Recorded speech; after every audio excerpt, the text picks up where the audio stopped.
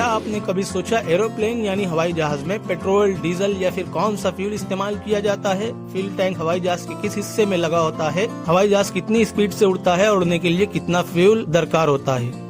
Hello दोस्तों, सब explain channel में आपका दिल से स्वागत है। बाइक्स और कार्स के पेट्रोल, डीजल, उनकी कीमत, माइलेज वगैरह तो हम सभी जानते हैं, पर आज हम हवाई जहाज से जुड़ी बहुत सी दिलचस्प मालूमातों से पर्दा उठाएंगे। और ऐसी ही इंटरेस्टिंग नॉलेज के लिए हमारे चैनल को सब्सक्राइब जरूर कर लीजिए। इस वीडियो में हमारे साथ आखिर तक बने रहिए और प्लीज वीडियो को लाइक एंड शेयर कीजिए। तो चलिए इस वीडियो को शुरू करते हैं एरोप्लेन में लगने वाले फ्यूल के साथ।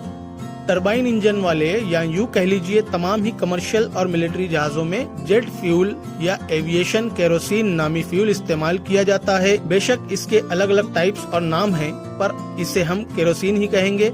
और जी हाँ, ये वही केरोसिन है जिसे हम चूल्हा जलाने के लिए इस्तेमाल करते थे, मगर ये बहुत प्योर और शुद्ध फॉर्म में होता है, जो कई सारे प्रोसेस और डिस्टिलेशन से गुजारने के बाद हासिल होता है। इस रिफाइंड केरोसिन की कीमत की बात करें तो पहले हमें लगता था हवाई जहाज का फ्यूल शायद पेट्रोल और डीजल से अलग होता हो और बहुत महंगा होता हो, पर जी नहीं, इसकी कीमत हमारे पेट्रोल डीजल के आसपास ही घूमती फिरती है। फिलहाल इस केरोसिन की कीमत 90 रुपए प्रति लीटर है, 90 रुपीज पर लीटर। सस्ता है ना? पर क्या वाकई हवाई जहाज चलाना सस्ता है? ये हम आगे देखेंगे वीडियो पर, आखिर तक हमारे साथ बने रहिए। तो हम बात कर रहे थे एरोप्लेन में यूज होने वाले फ्यूल की। इसके अलावा कुछ छोटे पिस्टन वाले ट्रेनिंग और फ्लाइंग क्लब के जहाजों में एविएशन गैसोलीन नामी ईंधन इस्तेमाल किया जाता है, जो बहुत ही कम है। अब बात करते हैं एरोप्लेन की स्पीड की। तो एरोप्लेन की रफ्तार और स्पीड नापी जाती है नॉट्स में, यानी नॉटिकल माइल्स प्रति घंटा। नॉटिकल माइल्स बेस्ड होता है अर्थ के सरकमफ्रेंस पर, या यूं कह लीजिए ये पानी पर नापा हुआ डिस्टेंस है, जो कि जमीन पर नापे गए माइल्स यानी मील से थोड़ा ज्यादा होता है। 1 knot is equals to 1.852 kilometre per hour. Take off करते समय प्लेन की स्पीड 240 टू 280 किलोमीटर प्रति घंटे की होती है, जबकि ऊंचाई पर नॉर्मल रनिंग की स्पीड 800 से लेकर 1000 किलोमीटर प्रति घंटा हो सकती है, जो डिपेंड करती है प्लेन की ऊंचाई, वजन और मौसम की कंडीशंस पर।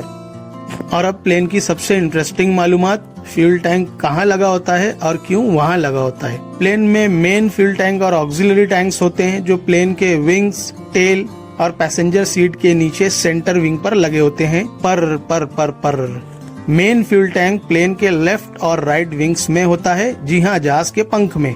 इसकी कई सारी वजह और फायदे हैं। एक तो ये खाली ही पड़ा है, इसके अंदर फ्यूल भर लेने से जहाज के अंदर की स्पेस बढ़ जाएगी और पैसेंजर और लगेज के लिए जगह बढ़ जाएगी, जिससे कमाई थोड़ी ज्यादा हो जाएगी। भाई, कमाई का ही तो सब खेल है। दूसरा ये कि फ्यूल टैंक पैसेंजर से दूर होता है, तो दिल को तसल्ली मिल जाती है कि बाय चांस फ्यूल लीकेज हो जाता है या फ्यूल टैंक में आग लग जाती है या क्रैश लैंडिंग की नौबत आ जाती है या बिजली गिरती है, तो पैसेंजर फ्यूल टैंक से दूर होगा। हालांकि बिजली तो जहाज से टकराती ही रहती है, पर प्लेन को इतना मजबूत बनाया जाता है और बिजली से बचने के प्रोविजंस भी होते हैं, जिससे बिजली का प्लेन पर कोई असर नहीं होता और न ही अंदर बैठे हुए पैसेंजर पर। और दोस्तों, फ्यूल टैंक को विंग्स में देने का सबसे इम्पोर्टेंट रीजन और बेनिफिट ये है कि प्लेन का सेंटर वेट कम हो जाता है और टेक ऑफ के दौरान प्लेन के विंग्स लिफ्ट क्रिएट करने के लिए डायरेक्टली रिस्पॉन्सिबल होते हैं। ये प्लेन को ऊपर उठाते वक्त ऊपर की तरफ बहुत ज्यादा बेंड होते हैं, तो इनमें भरे हुए फ्यूल का वेट विंग्स को स्ट्रेंथ और स्टेबिलिटी प्रोवाइड करता है और प्लेन के विंग्स को परिंदों के पर की तरह फड़फड़ाने से बचा लेता है।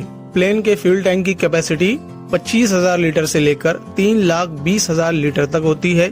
और हाँ दोस्तों, एक इम्पोर्टेंट बात, प्लेन के विंग्स में केरोसिन ऐसे ही डायरेक्टली नहीं भर दिया जाता, बल्कि इसमें प्रॉपर टैंक प्रोवाइड किए होते हैं, आइसोलेटेड टैंक्स बने होते हैं। एरोप्लेन का अप्रोक्स वजन खाली या पैसेंजर और केरोसिन से भरी हुई कंडीशन में, डिपेंडिंग ऑन छोटा और बड़ा प्लेन, 40 टन यानी 40,000 किलो से लेकर 320 टन यानी 3,20,000 किलो तक होता है। ओ भाई, मजाक नहीं है।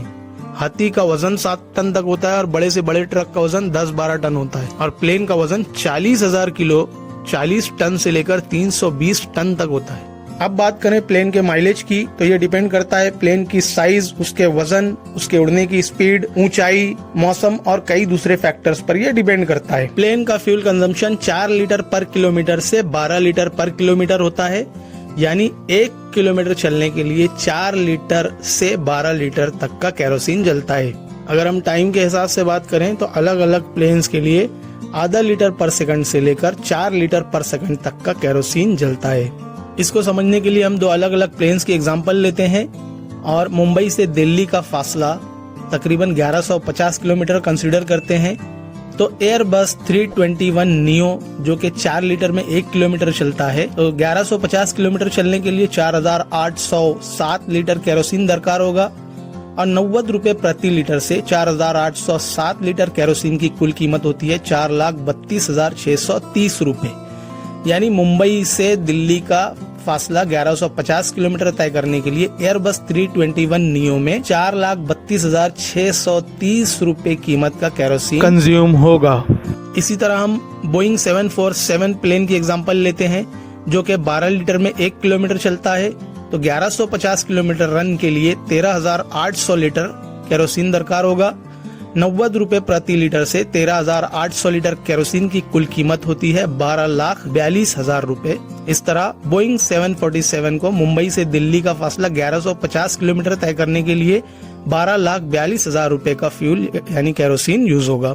कार से इतना फासला तय करने के लिए 10 से 15,000 का डीजल दरकार होगा। पर दोस्तों वक्त की कीमत पैसों से ज्यादा होती है और फिलहाल समंदर कार से पार करना बहुत मुश्किल है। तो दोस्तों वीडियो में आखिर तक हमारे साथ बने रहने के लिए धन्यवाद। मिलते हैं अगले वीडियो में फिर किसी दिलचस्प और इंटरेस्टिंग मालूमात के साथ, और उसके लिए चैनल को सब्सक्राइब जरूर कर लीजिए। तब तक के लिए टेक केयर और बाय बाय।